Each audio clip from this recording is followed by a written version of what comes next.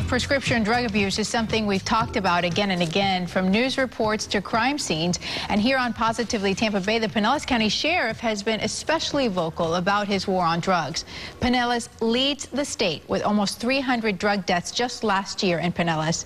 And this Friday night, you'll see firsthand the agonizing struggle of two young addicts. In the video clip that you're about to see, 29-year-old Stacy is at the hospital, taken there with the permission of a judge to watch her cousin die of a drug overdose. Take a look. I love you, baby. We will all see you on the other side when it's our turn. Joining us in the studios is the team capturing those gut-wrenching moments on tape. I know that the audio was a little low, but just what was it like for the two of you to be there and witness that moment?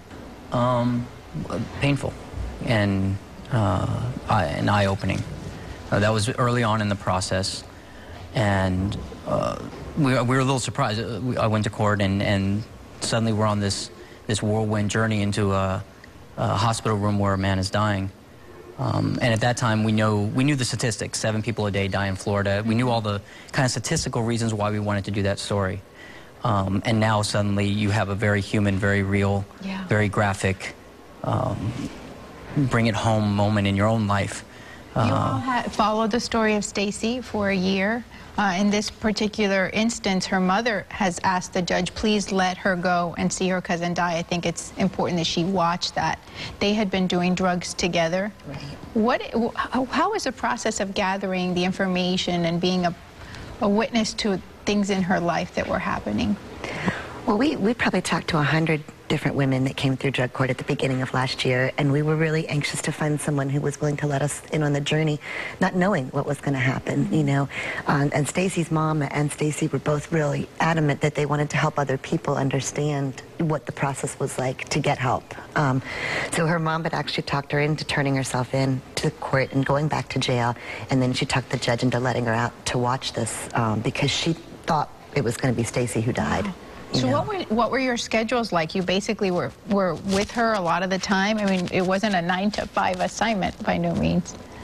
Yeah, no, we spent many waking hours with Stacy. She and her mom were great about letting us into all the intimate moments, but it was a lot of late nights, a lot of weekends. She was in jail a lot, so we went to the jail 4 or 5 times? Several. At least, and met her in jail, and kind of saw her at you know, in various stages of recovery throughout the year.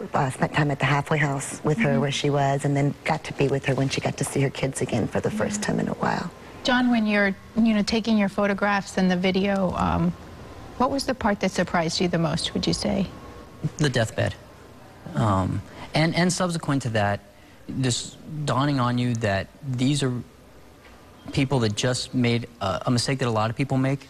And the line between recreational drug use and junkie for these pills is very thin. They call them heroin in a pill. You can make a very simple mistake that a young person would make and suddenly find yourself in a position where if you don't take these pills, you're sick. Wow. And your life is something that, of course, nobody would plan on or dream of, but your life has become, a living hell. Thank you for your work. We are, very excited about the special that we're airing on Friday. We know